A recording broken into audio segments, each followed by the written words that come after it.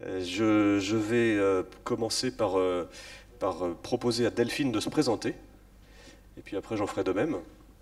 Bonjour à tous, donc je suis Delphine Vattier, je suis responsable de la communication à la délégation régionale d'EDF dans les Hauts-de-France. Donc pour mémoire, EDF dans les Hauts-de-France, c'est 10 000 salariés, c'est de la production, que ce soit nucléaire, gaz, éolien, photovoltaïque. C'est aussi des services, de la vente, des services énergétiques, des réseaux de chaleur. Et c'est donc 10 000 salariés qui sont au quotidien impliqués pour vous apporter de l'énergie. Je suis très contente d'être avec vous aujourd'hui sur cet atelier qui s'appelle donc écoutez, je n'ai plus le truc sous les yeux. Écoutez les citoyens, une mission des salariés. Est-ce que c'est vraiment la mission des salariés? En tout cas, chez EDF, on vous propose de partager cette opération un peu inédite, hein, c'est-à-dire qu'on va envoyer nos salariés à écouter, écouter les citoyens. C'est quelque chose qui, à ma connaissance, ne se fait pas ailleurs. Et donc, je laisse Pierre maintenant se présenter.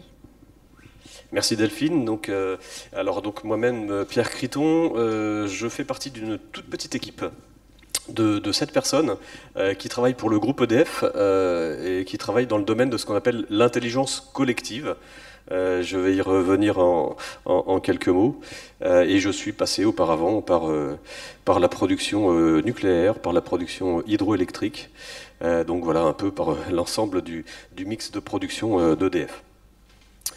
Alors, l'intelligence collective au sein du groupe, pourquoi est-ce qu'on vous en parle en quelques mots pour débuter cet atelier? Nous avons créé en 2017 un grand projet que l'on appelle Parlons Énergie. Donc aujourd'hui, on va vous parler de Parlons Énergie chez vous. Mais le projet de base s'appelle Parlons Énergie. Qu'est-ce que c'est en fait? Quelle est la volonté au travers de ce projet? La volonté en fait est de déployer des méthodes dites d'intelligence collective au sein de l'entreprise. Alors une méthode d'intelligence collective, qu'est-ce que ça veut dire? Ça veut dire impliquer un grand nombre de personnes volontaires avec des outils adaptés, physiques ou digitaux, pour résoudre des questions complexes, sinon en effet ça a peu d'intérêt, en un temps réduit. Voilà comment nous, on définit ce qu'on appelle l'intelligence collective. Donc Parlons Énergie, en fait, dans un premier temps, au sein du groupe, a eu une vocation interne. Donc dans un premier temps, durant 2 années, nous nous sommes tournés vers les salariés volontaires pour installer ces principes d'intelligence collective. On peut dire qu'on a été assez en avance dans le monde des grandes entreprises dans ce domaine de l'intelligence collective. Ça suit également l'évolution que l'on trouve dans la société, hein, de plus de démocratie participative, d'implication, de prise en compte des opinions d'un grand nombre de personnes. Donc ça s'inscrit dans ce mouvement. Au sein d'une entreprise et d'un groupe comme EDF, qu'est-ce que ça veut dire finalement? Ça veut dire rapprocher le salarié de la tête de l'entreprise. Nous sommes une grande entreprise avec des dizaines de milliers de personnes qui y travaillent, des directions, des équipes, des services, des processus. Voilà. Donc bien entendu, ça peut installer un certain nombre de lourdeurs assez inévitables. Parlons Énergie permet de façon très simple de rapprocher le salarié de la tête de l'entreprise et donc finalement de la stratégie et des décisions. Ça a constitué une véritable innovation sociale qui a été assez regardée. Il y a eu pas mal de benchmarks qui ont été réalisés vis-à-vis de Parlons Énergie. Ça se déploie maintenant dans d'autres entreprises. Et ce que l'on veut mettre en avant, avant d'expliquer le projet Parlons Énergie chez vous, c'est le caractère très concret de cette opération. Ça peut sembler peut-être un petit peu fumeux quand on parle d'intelligence collective, mais en fait, il faut bien s'apercevoir et se rendre compte que c'est quelque chose d'extrêmement concret qui produit des résultats très tangibles. En 2018, nous avons pu réunir sur des petits ateliers, des tout petits formats, 10 000 salariés de l'entreprise. Donc c'est bien entendu considérable. Nous avons écouté les salariés leurs attentes principales, les questions qu'ils se posent et leurs suggestions. Et nous avons identifié une vingtaine de grands défis pour l'avenir du groupe. Et donc, du coup, nous en avons pris compte dans la construction de la stratégie du groupe. Un exemple concret, les salariés étaient très en attente de solutions vis-à-vis de l'hydrogène. Donc, hydrogène qui peut être un moyen intéressant de lutter contre le réchauffement climatique, donc une voie énergétique intéressante. Parlons Énergie, du coup, a travaillé sur ce défi et ça a donné lieu à la constitution d'une filiale qui s'appelle Dynamics au sein du groupe et qui nous permet aujourd'hui d'être à l'heure sur le rendez-vous hydrogène que le pays finalement se fixe actuellement pour trouver de nouvelles voies dans la lutte contre le réchauffement climatique. Voilà, donc ça, il s'agit d'un résultat extrêmement concret et qui nous permet d'être très vite à l'heure sur le marché et sur le rendez-vous. Un autre objet, par exemple, la maintenance des centrales nucléaires. Classiquement, dans une entreprise de grande taille, les projets viennent du haut et sont mis en œuvre par les équipes de terrain. Sur la maintenance des centrales nucléaires, nous avons mis en place un dispositif complet qui permet de prendre l'avis des salariés volontaires, toujours, hein, ce ne sont que les salariés volontaires, de toutes les centrales nucléaires en France, afin de définir la meilleure façon d'entretenir et de programmer les opérations de maintenance sur les centrales nucléaires. Voilà, donc vous voyez que c'est extrêmement concret. Peut-être un dernier exemple, ce qu'on appelle la raison d'être du groupe. Alors la loi française maintenant permet aux entreprises d'inscrire la raison d'être dans les statuts de l'entreprise. Nous avons impliqué 4000 personnes, 4000 salariés qui, bien sûr, il y a différentes étapes. On explique ce que c'est que la raison d'être, quelle est sa vocation. Et donc, ces salariés ont proposé des formulations rédigées de raison d'être. Donc, ça nous a permis d'avoir, bien entendu, un matériau extrêmement important. Et ensuite, analyse après analyse, une proposition a été présentée au comité exécutif du groupe qui a retenu la formulation de cette raison d'être et qui maintenant est inscrite dans les statuts de l'entreprise. Donc vous voyez, c'est très concret, ça implique un grand nombre de personnes, ça permet d'aller plus vite et finalement on s'inscrit vraiment dans cette tendance d'implication citoyenne. Merci Pierre. Du coup, après on va passer à Parlons Énergie chez vous, donc qui est la même opération, enfin une opération qui a les mêmes ressorts, mais du coup pour lequel les salariés vont à l'extérieur. Tu peux nous en dire un mot? Alors bien sûr, on a estimé être prêt après 2 ans et demi de mise en place de Parlons Énergie en interne. Nous avons estimé que nous étions prêts également à déployer ce type de méthode à l'externe. Alors, pourquoi à l'externe? Qu'est-ce que ça veut dire? Quel est ce projet? L'idée est d'entendre les citoyens dans leur grande diversité, donc diversité notamment de catégories socio-professionnelles, de sexe, d'âge et de localisation géographique. Voilà. Donc d'aller écouter les citoyens directement, sans filtre, mais véritablement dans un processus d'écoute et non pas à aucun moment d'argumentation, de conviction, de débat. Voilà. Donc c'est vraiment un processus d'écoute. Autant pour Parlons Énergie en interne, nous sommes parvenus à mettre en place un dispositif qui a changé l'entreprise. Parce que du coup, nous avons eu des personnes qui ont été formées à ces méthodes d'intelligence collective et qui sont devenues véritablement des transformateurs dans l'entreprise. Là, de la même façon, nous allons avoir un grand nombre de salariés qui, durant 3 mois, donc en novembre, décembre et janvier, vont aller rencontrer des Français, des citoyens, à côté de chez eux, des voisins finalement, hein, sur le territoire, pour les écouter. Donc ça c'est vraiment la grande innovation. Ça n'a rien à voir avec un sondage. L'entreprise EDF, comme n'importe quelle entreprise, dispose de sondages. Un sondage, c'est un ensemble bien souvent de questions fermées ou semi-ouvertes au mieux, qui vont donner des statistiques, des courbes. Là, l'objectif n'est pas du tout le même. C'est vraiment un objectif de qualité, de qualitatif de contribution. Entendre les citoyens, leur point de vue dans leur diversité.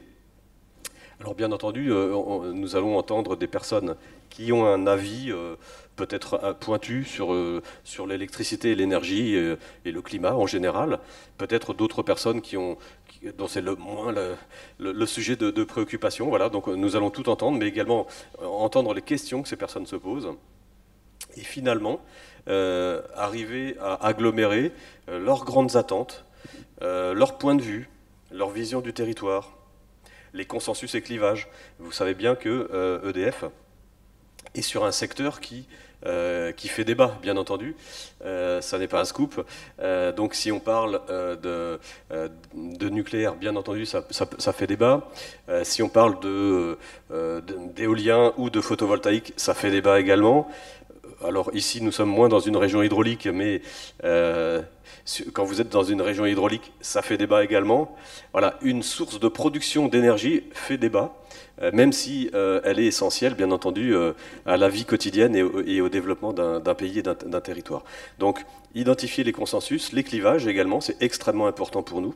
Et finalement, établir une relation nouvelle avec les citoyens, donc avec ces salariés qui vont aller rencontrer les citoyens pour les écouter, donc des voisins, avec des méthodes donc d'intelligence collective, d'analyse derrière, qui va nous permettre, du coup, bien entendu, de disposer d'un matériau assez riche au bout de ces 3 mois d'écoute. Merci Pierre. Alors, Pierre nous a expliqué pourquoi on faisait, enfin comment on allait faire, mais voilà, maintenant on va vous expliquer pourquoi faire en fait cette écoute. C'est bien d'aller écouter les citoyens, mais l'objectif c'est que ça serve les citoyens bien sûr, l'entreprise et les pouvoirs publics. Donc notre objectif en fait à la fin de cette opération qui va durer plusieurs mois, c'est d'obtenir un grand nombre de données, donc de recueillir la parole de 8000 personnes à peu près, et de se servir de cette base pour en tirer des analyses qui seront très territorialisées, puisque dans les Hauts-de-France, par exemple, nous avons découpé la région en 7 territoires pour coller au plus près des enjeux de chaque territoire, enfin des enjeux, disons des préoccupations, puisque les préoccupations ne sont pas les mêmes que vous habitiez à Chantilly ou que vous habitiez à Dunkerque. Donc on va aller interroger et donc avoir ces données sur l'énergie, l'électricité, Pierre le disait, la production, les usages qu'on fait, puisque les usages évoluent énormément en ce moment. On parle de véhicules électriques, on parle aussi de mutation du chauffage vers les pompes à chaleur, on parle donc l'électricité va être de plus en plus utilisée. Donc, et il y a aussi toutes les questions qu'évoquait Pierre autour de la production et autour de la consommation d'électricité. Et puis aussi sur la perception qu'ont les citoyens, vous, nous, de EDF et de l'action d'EDF sur leur territoire, sur leur commune, sur les services qu'on apporte ou qu'on n'apporte pas. Et sur la façon dont on est perçu, sur les choses qui fonctionnent bien dans les territoires ou avec les collectivités, sur les sujets sur lesquels on peut s'améliorer. Donc l'analyse qu'on va avoir de ces données va nourrir en fait un certain nombre d'ateliers qui seront organisés dans chaque territoire, dans chaque région. Et l'objectif étant que l'entreprise puisse adapter un peu ses solutions au territoire, puisse apporter au pouvoir public un certain nombre de solutions qui seront basées sur cette écoute d'un grand nombre de citoyens. Et puis ça nous permettra à nous salariés aussi, de prendre, de s'ouvrir vers la société, puisque c'est vrai qu'on a tendance, et je pense que c'est un travers de beaucoup de grandes entreprises, d'être plus, parfois tourné vers notre propre l'interne plutôt que vers la société. Pierre, est-ce que tu veux ajouter quelque chose sur le sujet ? Non, je crois que c'est très clair ce que tu as dit sur ce que nous allons en faire. Bien entendu, également en termes de calendrier, vous le voyez maintenant, ces éléments donc, seront disponibles à partir de la fin d'année 2021. Vous savez qu'il y aura une campagne présidentielle, donc ça permet également, bien entendu, de disposer à un moment donné où les débats seront importants, ben voilà, d'avoir un point de vue, une analyse assez exhaustive. Alors, le calendrier sur 7 mois, que l'on vous présente ici, donc vous voyez qu'il est constitué de 3 grandes étapes. Donc la première étape, c'est ce que nous venons de vous présenter, c'est vraiment le travail d'écoute, donc de ce qu'on appelle les explorers, vous allez le voir tout à l'heure, donc les salariés que l'on forme à ces techniques et qui vont aller rencontrer les citoyens. Donc 3 mois d'écoute. Nous démarrons sur 4 premières grandes régions françaises qui sont Normandie, Hauts-de-France, Grand Est et Auvergne-Rhône-Alpes. Voilà, on espère progressivement poursuivre sur d'autres régions, mais ce sont les 4 premières régions sur lesquelles nous lançons. 3 mois d'écoute, bien sûr une analyse de cette phase d'écoute. Sur la base de cette analyse, nous allons ensuite, comme le disait Delphine à l'instant, tenir des ateliers en région et sur chaque territoire pour bâtir des solutions, des pistes, des hypothèses qui peuvent être importantes pour le futur. Alors, nous sommes encore en phase d'élaboration de la méthode pour cette phase 2. Notre principe, vous savez, au sein de Parlons Énergie, finalement, pour nous, c'est de concevoir étape par étape, un peu au fil de l'eau, en fonction du déroulement des premières phases. Voilà, tout n'est pas gravé dans le marbre au début, et de la nature des livrables de l'étape 1 dépendront aussi les formes des ateliers de la phase 2. Bon, ce qui est probable, c'est que si la situation sanitaire persiste telle qu'elle est aujourd'hui, ces ateliers seront probablement digitaux comme le vôtre aujourd'hui. Étape 2, donc on construit les solutions. Étape 3, là, l'idée est de pouvoir proposer à un très très grand nombre de citoyens par voie digitale, avec des interactions qui seront très rapides, 3-4 minutes maximum de temps passé. Donc de pouvoir proposer quelques idées, hypothèses, solutions, afin de les faire évaluer, prioriser, pour ensuite avoir quelque chose, donc avoir des métriques à l'issue de notre processus, afin de pouvoir donc quantifier l'efficacité ou la non-efficacité de certaines pistes. Donc voilà, vous voyez ici donc ce processus qui se déroule sur 7 mois, écoute, solution et puis quantification, on va dire. C'est quelque chose de tout à fait inédit que, en tout cas, d'envoyer des salariés écouter comme ça leurs concitoyens, leurs voisins. Ça aura, on l'espère, un effet bien sûr en termes de relations sur le territoire, mais également en interne dans l'entreprise, puisque ces salariés vont revenir dans leurs unités, dans leurs équipes. Ils auront entendu des points de vue des citoyens, et on espère que ça va également changer la façon de travailler, de concevoir le rapport à l'externe au sein de l'ensemble du groupe EDF progressivement. Donc voilà pour le calendrier. Peut-être Delphine, tu peux évoquer justement les grands acteurs du projet. Donc les grands acteurs du projet ce sont tous des salariés, comme tu viens de le préciser. Donc il y a l'équipe projet à laquelle appartient Pierre. Donc c'est une petite équipe de 7 personnes qui est pilotée, qui est chez nous qui appartient à la direction de l'innovation, de la responsabilité d'entreprise et de la stratégie. Donc c'est pas une opération de com, c'est vraiment une opération de transformation et de stratégie. Voilà. Donc à côté de cette équipe projet qui nous soutient dans tous les territoires, il y a évidemment les régions qui sont en première ligne, qui sont les premières concernées par ce projet, puisque nous sommes dans un Parlons Énergie chez vous. Donc on est bien avec des salariés qui vont s'adresser aux commerçants de leur cité, aux professeurs de leurs enfants, ou à leur cercle. Enfin, alors, on y reviendra peut-être après, au deuxième cercle, et aux acteurs, aux forces vives du territoire. Et puis les régions, pourquoi elles sont impliquées? Parce que c'est celles qui connaissent le mieux les enjeux du territoire, qui ont le contact avec les acteurs locaux. Il y a et bien sûr les dialogueurs coach qui sont en fait un des éléments essentiels du dispositif Parlons Énergie dont parlait Pierre tout à l'heure, donc qui sont des salariés qui sont volontaires, qui sont formés à l'intelligence collective et qui, eux, vont animer donc des équipes d'exploreurs.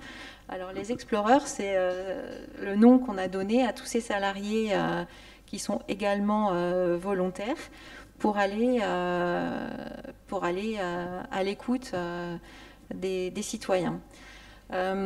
Pour un salarié lambda, c'est déjà pas une démarche évidente d'aller prendre son téléphone ou sa voiture pour aller rencontrer quelqu'un et lui faire parler de son entreprise. Donc c'est vraiment des salariés qui sont motivés, qui sont formés à la conduite d'un entretien, qui sont formés à la prise de notes, puisque derrière ça, il y a aussi toute cette collecte de données, et puis qui sont là donc, pour écouter en toute simplicité et en toute neutralité aussi. C'est pour ça qu'on leur demande de ne pas aller interroger leurs copains ou des gens qu'ils connaissent, mais bien des gens qui n'ont pas de lien affectif, disons, avec eux, pour avoir des réponses les plus neutres ou les plus sincères possibles. Pierre le disait, en fait, tous ces salariés, ils vont acquérir de l'expérience, de nouvelles compétences, et donc également participer à la transformation de l'entreprise. Et pour eux, et pour nous, et pour l'entreprise, c'est une grande chance. Enfin, en tout cas, on le prend comme ça. Alors, voilà donc les acteurs principaux du projet. Alors maintenant, comment va se dérouler un entretien? Alors vous venez de découvrir donc le nom que l'on donne à ces volontaires, qui sont les exploreurs. Donc ils sont formés, on a d'ailleurs commencé à les former la semaine dernière, en digital, à distance. Et puis il va y avoir des modules qui vont se succéder là sur le mois qui vient. Le début des entretiens se tiendra en novembre. Ces exploreurs iront rencontrer des citoyens en binôme. L'un des deux, ils changeront de rôle bien sûr à chaque fois, l'un des deux qui va mener l'entretien pour écouter la personne, et l'autre qui assurera la prise de notes, parce que la qualité, comme le disait Delphine, de la prise de notes est clé pour ensuite pouvoir faire une analyse de qualité. Les entretiens seront complètement anonymes, ce sera saisi dans une plateforme, il n'y aura aucun lien entre le nom de la personne et le contenu de l'entretien. Le nom ne nous intéresse pas, c'est la masse d'informations et l'analyse qu'on en fait qui nous intéresse. Bien entendu, on respecte, c'est une évidence, les règles de protection des données qu'on appelle RGPD. Pour identifier les personnes qui vont être rencontrées, donc en effet, ce que l'on propose en fait à nos exploreurs, c'est deux voies privilégiées. Leur second cercle de connaissances, donc pas les personnes de proximité, parce que bien entendu ça fausserait, mais voilà, l'ami d'un ami, le professeur d'un enfant, le boulanger que finalement on ne connaît pas spécialement, voilà, donc des personnes qui sont faciles à contacter, mais que l'on n'influence pas. Voilà. Et puis autre source de contact sur un territoire, voilà, les clubs de foot avec lesquels que l'on peut connaître, les clubs de pêche, une fondation historique, etc. Voilà, donc les grandes structures locales qui peuvent également proposer des noms de personnes à rencontrer. Peut-être qu'on peut préciser là qu'il n'y aura pas de démarchage téléphonique. Ça sera, tous les gens qui seront contactés soit directement en vis-à-vis par des gens qu'ils connaissent, ou ce sera des gens dont on a eu des noms, mais en fait, ils seront tous prévenus avant nos appels. Voilà, tout le monde est prévenu, on explique pourquoi, il y a un rendez-vous qui est pris, il n'y a aucun démarchage commercial, on ne demande pas d'ailleurs qui est le fournisseur, enfin, c'est pas du tout l'objet de l'opération, c'est important de le dire. Alors le guide d'entretien, vous voyez donc sur la planche qui vous est projetée, comporte six grandes parties. Alors en fonction de la personne qu'on a en face de nous, peut-être que la personne va être plus à l'aise sur la consommation, voilà, de dire moi comment je consomme, j'aimerais consommer moins, c'est trop cher, enfin, etc. Ou alors une autre personne qui va être beaucoup plus à l'aise sur le climat, parce que c'est un peu sa passion. Voilà, donc les grandes thématiques, la vision d'EDF, donc qu'inspire le mot EDF, la marque, la présence d'EDF à la personne. Leur rapport à la consommation d'électricité, ils en consomment beaucoup, pas beaucoup, ils veulent en consommer moins, plus, les usages qu'ils peuvent en faire à domicile, dans leur transport ou dans leur vie professionnelle ou associative. La production d'énergie sur le territoire, donc ce qu'ils en savent, comment ils aimeraient que cela évolue en matière de production d'énergie sur leur territoire. Également les enjeux de la région qui sont associés à la question énergétique. Le climat, donc le rapport de l'énergie et de l'électricité au climat, comment ils le perçoivent, et la raison d'être d'EDF, donc ce dont je vous parlais en introduction. On va proposer de lire la raison d'être, c'est une petite phrase, hein, et on va chercher à savoir si finalement, pour un citoyen rencontré comme ça en voisinage, si cela correspond à EDF, si ça correspond pas trop à EDF, qu'est-ce que cela impliquerait pour le mettre en œuvre, etc. Parce qu'on veut véritablement que cette raison d'être soit un objet très concret de travail pour chacune de nos unités. Donc voilà les six grandes thématiques. Donc en dessous, on vous l'a dit, hein, donc à chaque fois ça sera en binôme. Alors, la plupart du temps, l'entretien se fera, on le pense, au téléphone, parce que crise sanitaire, voilà, on ne veut faire prendre de risques à personne, mais lorsque la face-à-face sera possible, il se fera en respectant les barrières, les gestes barrières. L'entretien, on estime que ce sera environ 20 minutes, 15 à 20 minutes. Peut-être qu'il y aura des gens passionnés qui voudront en dire plus, c'est possible. Voilà, téléphone, visio, face à face. Et puis, nous travaillons avec une entreprise spécialisée sur ce type de démarche qui s'appelle Quorum, que vous pouvez trouver sur le web, et donc qui a une plateforme très adaptée à ce genre de démarche. Peut-être juste un dernier mot sur le guide d'entretien, 4 grandes régions, et ce guide d'entretien aussi aura quelques questions spécifiques aux enjeux régionaux. Par exemple, sur les Hauts-de-France, la question de la qualité de l'air peut être un enjeu important. Et donc, voilà, on aura de temps en temps une ou deux questions, pas énormément, hein, mais spécifiques à la région, parce que chaque région, bien sûr, a des enjeux un peu particuliers. Voilà pour le guide d'entretien. Voilà, et pour terminer, quelques chiffres clés, hein, quelques rappels, on les a tous déjà évoqués.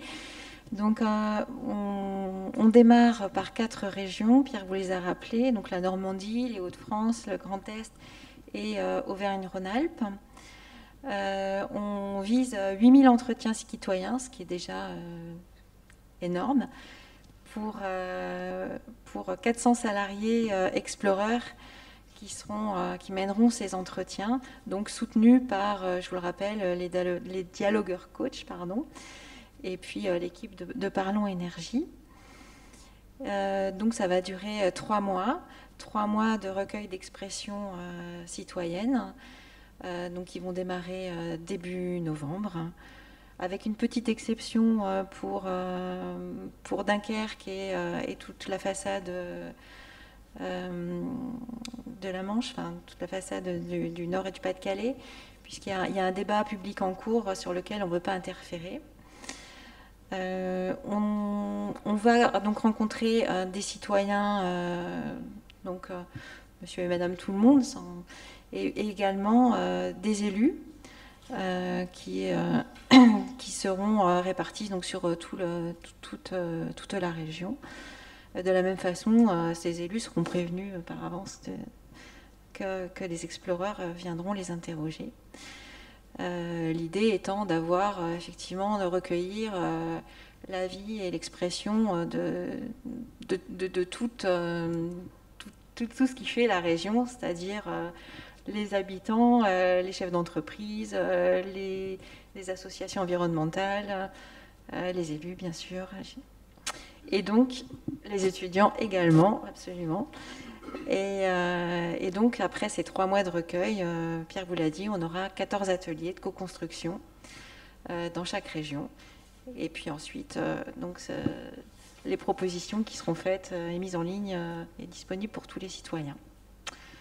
Voilà, je crois que nous avons fait le tour. Ce qu'il faut retenir, donc, c'est que c'est vraiment une opération inédite, dans le sens où ce sont des salariés qui vont aller interroger des citoyens sur leur propre entreprise et plus généralement le domaine de l'énergie. Et puis, donc c'est des entretiens qui se font massivement et qui participent à la transformation de l'entreprise. Pierre, je te laisse conclure. Alors, peut-être également, Delphine, on peut en profiter pour lancer un petit appel parmi les participants à cet atelier. Si certains d'entre vous, on espère beaucoup, étaient intéressés, nous, ce qui nous serait très utile, ce serait que certains d'entre vous nous disent, ben voilà, moi je veux bien jouer le jeu et être un de vos contacts, et du coup accepter de passer 15 minutes, 20 minutes au téléphone avec quelqu'un de, alors ça sera quelqu'un de l'équipe, hein, un explorer ou autre, ou un dialogueur coach, pour nous, alors nous, deux gros intérêts. Ça nous permet déjà du coup de faire mieux connaissance avec vous, parce que là on ne vous connaît pas du tout, enfin, à distance bien sûr c'est plus compliqué, mais également ça nous permet de tester notre guide d'entretien avec vous, de nous rôder, et puis d'avoir votre retour, puisque vous êtes un public, vous serez un public plus averti, puisque là déjà vous connaissez l'opération, on vous en a parlé, et puis voilà, vous évoluez dans un écosystème assez vaste, donc c'est intéressant pour nous que d'avoir votre point de vue. Voilà, écoutez, je pense que nous avons expliqué l'essentiel. Bien sûr, on peut aller beaucoup plus dans le détail, mais juste préciser, donc du coup, pour nous contacter, il suffit d'aller sur la plateforme du World Forum et vous retrouvez l'atelier et vous faites une demande de contact. Et voilà, c'est très simple. Voilà, donc maintenant, si jamais il y a des questions éventuelles.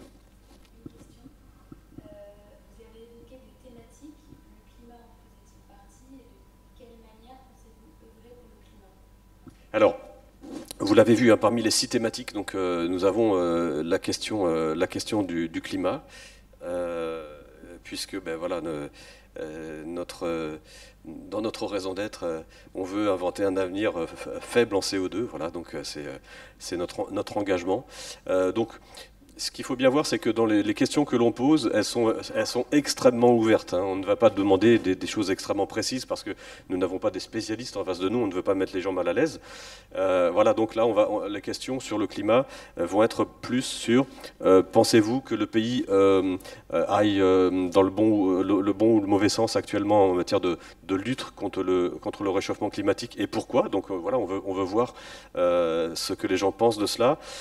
Également le rapport à l'électricité. Est-ce que l'électricité produite en France, selon vous, va dans le bon sens ou dans le mauvais sens, et pourquoi?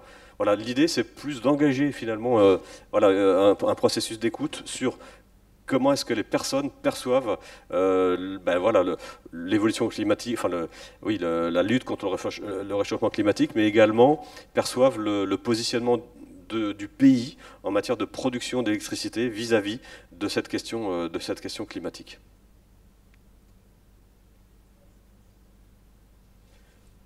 Très bien. Merci beaucoup, merci à tous.